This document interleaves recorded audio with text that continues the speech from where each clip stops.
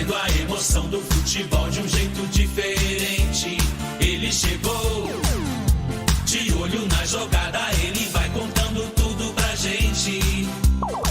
Em cada lance de gol, vai levantar a massa, vai comandar o show. No gogó, no peito e na raça, o peito de aço chegou.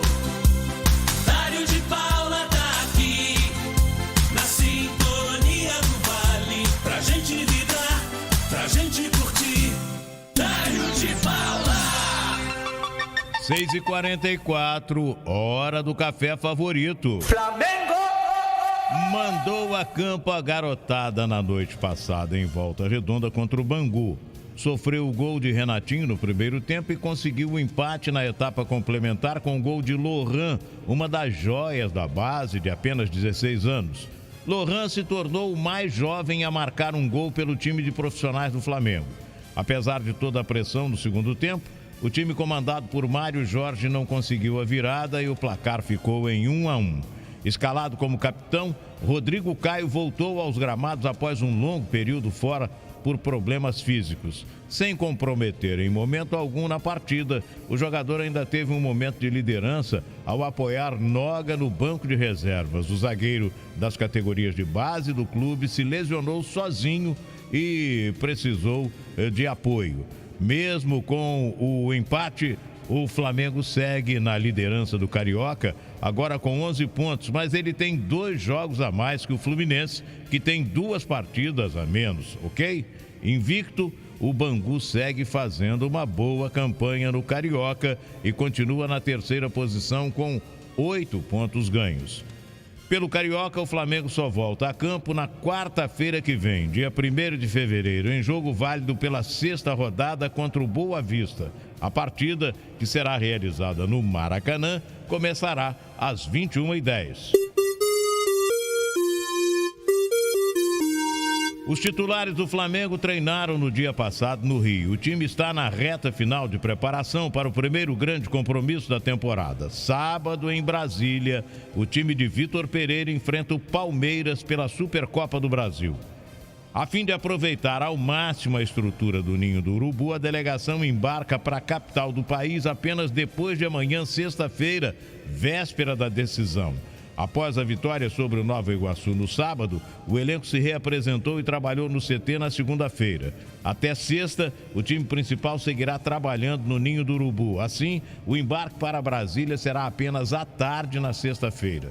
O time joga às 4h no sábado no estádio Mané Garrincha. Todos os ingressos para a torcida do Flamengo estão vendidos. A expectativa de público é de 50 mil torcedores na primeira decisão da temporada. Flamengo e Palmeiras são protagonistas de uma disputa que domina o cenário do futebol brasileiro na última temporada. A Supercopa, no sábado, é mais um capítulo do duelo que será um tira-teima para o histórico entre as equipes. Até aqui, os clubes fizeram 4 finais, 2 vitórias para cada. O Palmeiras levou a melhor na final da Taça dos Campeões Estaduais, Rio-São Paulo, em 42. E, na mais recente disputa, a Libertadores de 2021. Enquanto isso, o Flamengo conquistou a Copa Mercosul em 99 e a Supercopa do Brasil de 2021. E se o dinheiro pudesse render mais? Existe alternativa.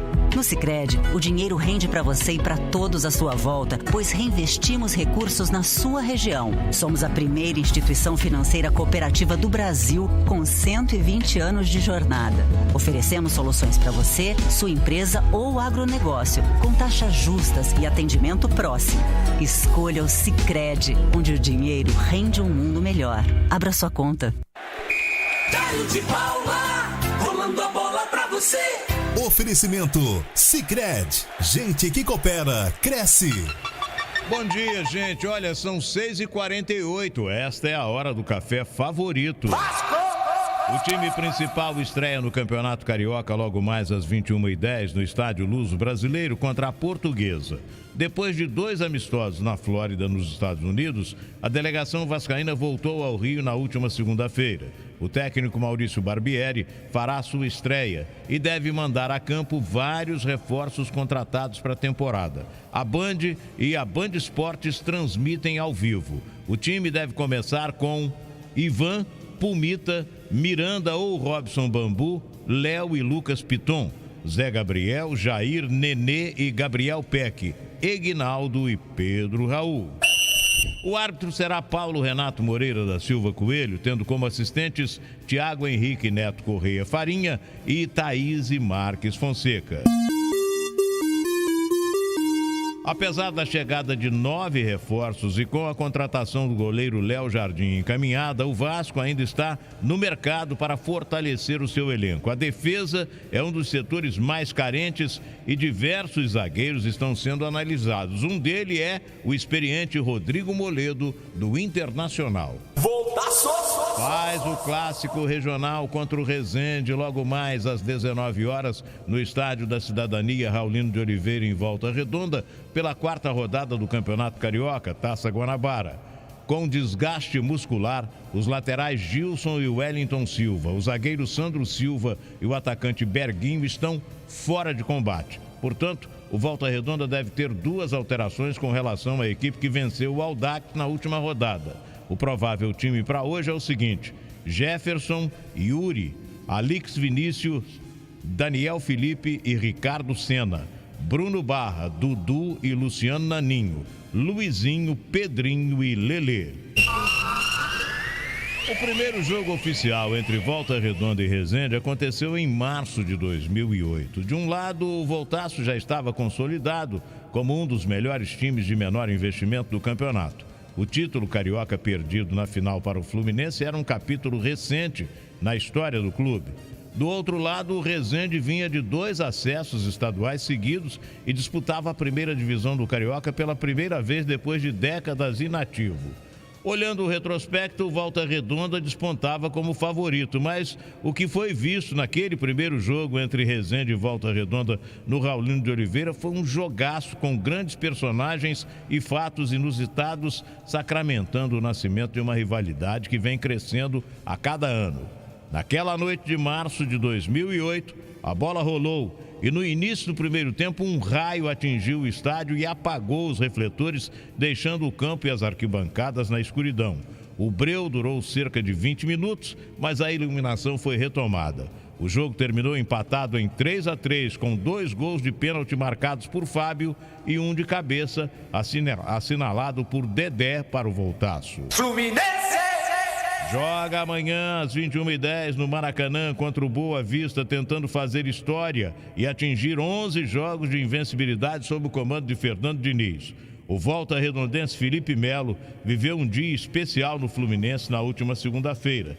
Os jogadores do Sub-20 foram chamados para completar o treino do elenco profissional no CT Carlos Castilho e o volante de 39 anos, que participou normalmente da atividade, teve a oportunidade de treinar ao lado do filho, que tem 17 anos. Davi Melo atua como volante, assim como o pai, e chegou ao Fluminense no meio do ano passado. Ele participou de um período de testes e depois assinou contrato de formação com o clube, válido até fevereiro de 2025. No dia passado, Felipe Melo postou uma foto ao lado do filho no treino e se emocionou. O treino da manhã passada contou com 2 novidades. Adrielson e Gabriel Pires treinaram normalmente com o grupo comandado por Luiz Castro e podem voltar ao time contra o Madureira amanhã, quinta-feira, em jogo da 4ª rodada do Campeonato Carioca. A dupla foi desfalque na vitória sobre o Volta Redonda no fim de semana.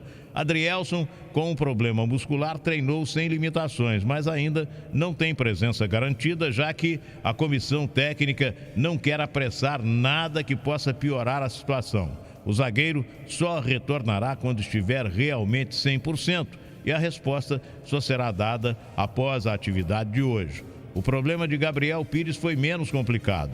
O volante desfalcou o time por um quadro de amidalite já controlado.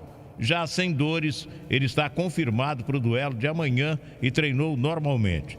As ausências no gramado foram de Joel Carli, Jefinho e Lucas Fernandes, que ficaram na academia enquanto os outros atletas faziam o treino tático. Ainda lesionado, o trio será desfalque. No futebol não tem pra ninguém.